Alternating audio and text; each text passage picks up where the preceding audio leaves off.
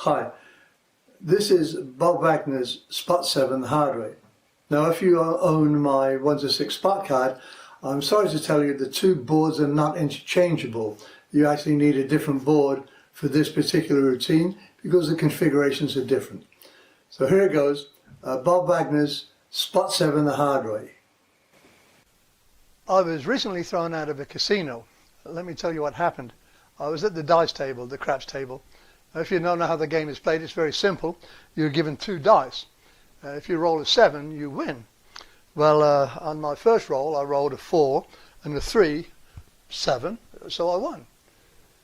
If you win, you get to roll again, and this time I rolled a 6 and a 1, another 7, I won again. In fact, all night I get rolling 4s and 3s and 6s and 1s. Eventually the pit boss comes over and said, "Martin, we think you're cheating." I said, "What do you mean?" He goes, "Well, you keep rolling 4s and 3s, and you keep rolling 6s and 1s. It would stand to reason that once in a while you would roll a 5 and a 2. I said, "Oh, you want me to roll a 5 and a 2? No problem.